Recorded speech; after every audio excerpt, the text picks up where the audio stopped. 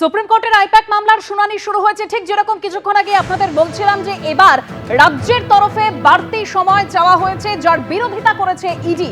তবে শুনানি স্থগিত করার জন্য আবেদন করেছে রাজ্য, সাড়া দিল না সুপ্রিম কোর্ট। ইডির অভিযোগের উত্তর দিতে রাজ্য সরকারকে সময় দিল সর্বোচ্চ আদালত।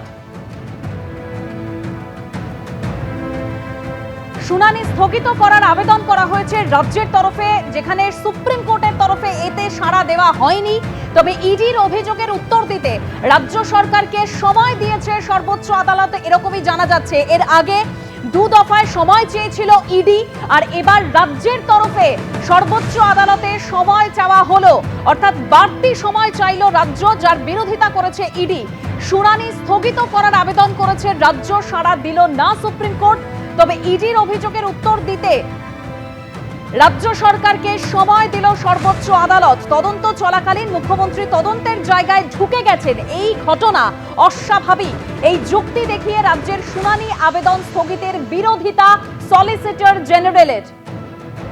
আপনাদেরকে আরো একবার জানাবো, আইপ্যাক মামলার শুনানি ইতিমধ্যেই শুরু হয়েছে সর্বোচ্চ আদালতে। তবে এবার রাজ্যের তরফে বাড়তি সময় চাওয়া হয়েছে, যার বিরোধিতা করেছে ইডি। তবে শুনানি স্থগিত করার আবেদন করেছে রাজ্য, সেখানে সাড়া দেয়নি সুপ্রিম কোর্ট। ইডির অভিযোগের উত্তর দিতে রাজ্য সরকারকে সময় দিল সর্বোচ্চ আদালত।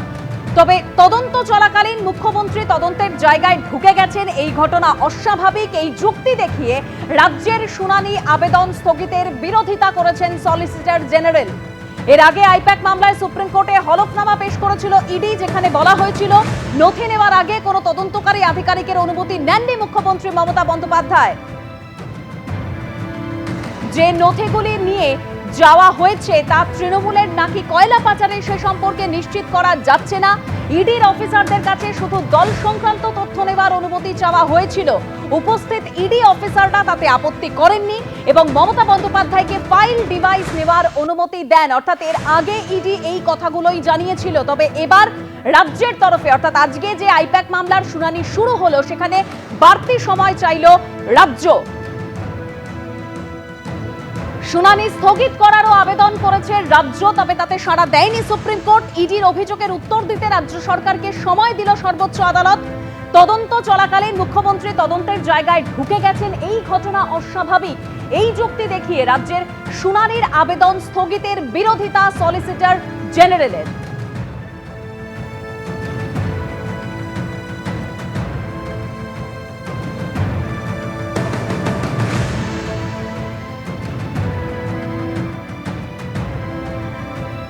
এর আগে দু দফায় ইডির তরফে সময় চাওয়া হয়েছিল, আমরা জানি, এই আইপ্যাক মামলার শুনানিতে। আর এবার রাজ্যের তরফে বাড়তি সময় চাওয়া হয়েছে, যার বিরোধিতা করেছে ইডি।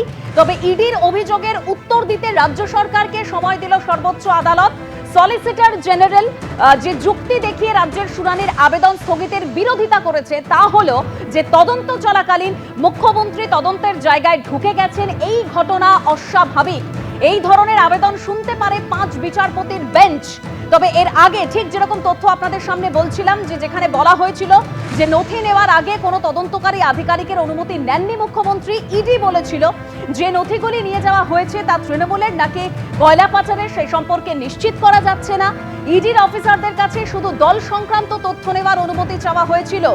উপস্থিত ইডি অফিসাররা তাতে আপত্তি করেননি এবং মমতা বন্দ্যোপাধ্যায়কে ফাইল ডিভাইস নেওয়ার অনুমতি দেন। 3রা ফেব্রুয়ারি মমতা বন্দ্যোপাধ্যায়ের দেওয়া হলফনামায় এই দাবি করা হয়েছিল। মুখ্যমন্ত্রীর হলফনামার জবাব দেওয়ার জন্য সুপ্রিম কোর্টে, যেরকম আপনাদের বলছিলাম, যে 2 দফায় সময় চেয়েছিল ইডি। তবে এবার বাড়তি সময় চাইল রাজ্য সরকার, যার বিরোধিতা করলো ইডি। শুনানি স্থগিত করার আবেদন করা হয়েছে রাজ্যের তরফে, যেখানে সাড়া দিল না সুপ্রিম কোর্ট। তবে ইডির অভিযোগের উত্তর দিতে রাজ্য সরকারকে সময় দিল সর্বোচ্চ আদালত।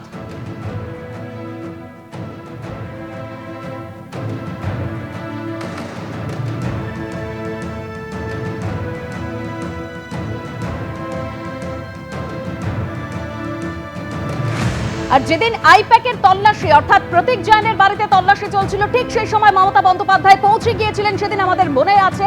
আর তখন প্রতীক জৈনের বাড়ি থেকে বেরিয়ে ঠিক কি বলেছিলেন মমতা বন্দ্যোপাধ্যায়, শোনাবো আরো একবার। So my hard disks, phone, hard disk, all they are collecting, and they already attacked my IT office also. In fact, Sector 5, I am going there also.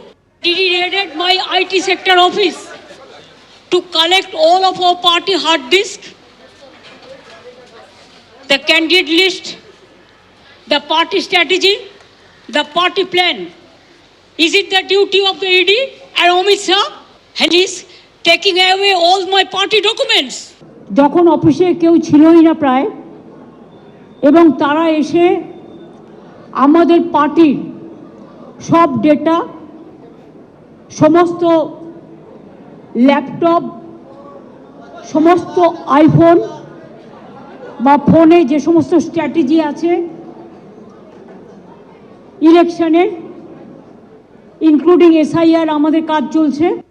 আপনাদেরকে আরো একবার জানিয়ে রাখবো, সুপ্রিম কোর্টে ইতিমধ্যে এই আইপ্যাক মামলার শুনানি শুরু হয়েছে এবং এখনো পর্যন্ত যা তথ্য পাওয়া যাচ্ছে, এবার রাজ্যের তরফে বাড়তি সময় চাওয়া হয়েছে, যার বিরোধিতা করেছে ইডি।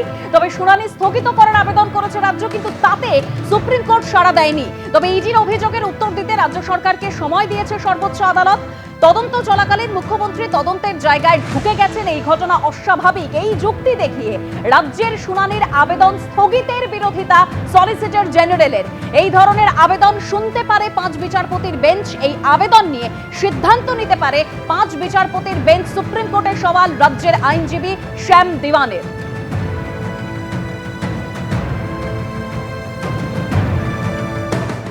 সিপিএমও কিন্তু এই মুহূর্তে জোর কদমে প্রচার চালাচ্ছে। বাম প্রার্থী দীপু দাস ইতিমধ্যেই প্রচার শুরু করেছেন। পিকনিক গার্ডেন থেকে সেই ছবি তুলে ধরবেন আমাদের প্রতিনিধি অর্ণব মুখোপাধ্যায় রয়েছেন সরাসরি আমাদের সঙ্গে। অর্ণব, প্রচারে মূলত কোন কোন বিষয়কে জোর দিচ্ছেন বাম প্রার্থী?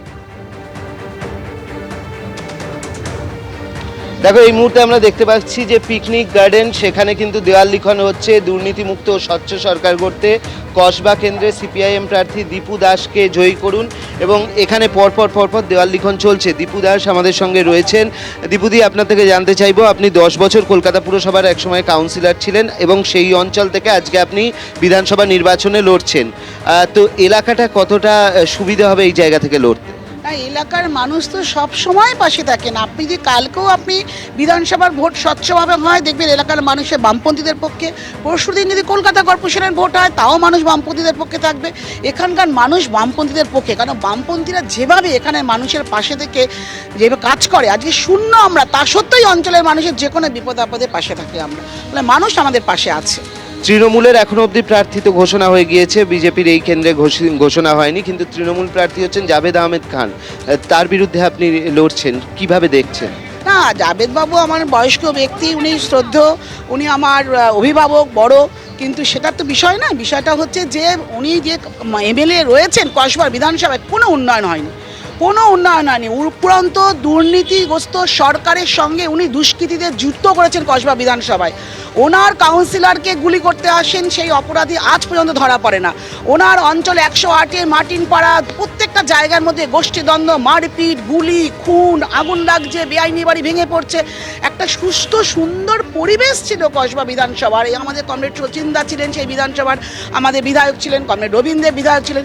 সেই কসবা যেখান থেকে মানুষ দৌড়ে দৌড়ে কলকাতার ইস্টার্ন বাইপাস হওয়ার পর কসবাতে মানুষ এসছেন, বসবাস শুরু করেছেন, আজকে সেই কসবা অঞ্চলের মধ্যে একটা সন্ত্রাস তৈরি করেছে। আমাদের কাজ হলো দুর্নীতি এবং দুষ্কৃতি যেভাবে পাশাপাশি হাত ধরে এই সরকারটা পরিচালনা করছে, তার বিরুদ্ধে দাঁড়িয়েই মানুষকে সজাগ হতে, এবং মানুষ তার পাশে থেকেই আমাদের লাল ঝান্ডাকে বেছে নেবে, আমাদের বামপন্থীদের পাশে থাকবে। এই বিধানসভাতেই এক সময় কিন্তু কাউন্সিলরের ওপর গুলি চালানোর ঘটনা চলেছিল, এবং সেই বিষয়গুলোকে সামনে রাখছেন যে এখানে আইন শৃঙ্খলা পরিস্থিতি, দুর্নীতি, এইগুলোকে সামনে রেখেই মূলত দীপু দাস বলে একাধিক ইস্যুকে সামনে রেখে বামেরা কিন্তু প্রচার শুরু করেছিল। এবিপি আনন্দ, এগিয়ে থাকে, এগিয়ে রাখে।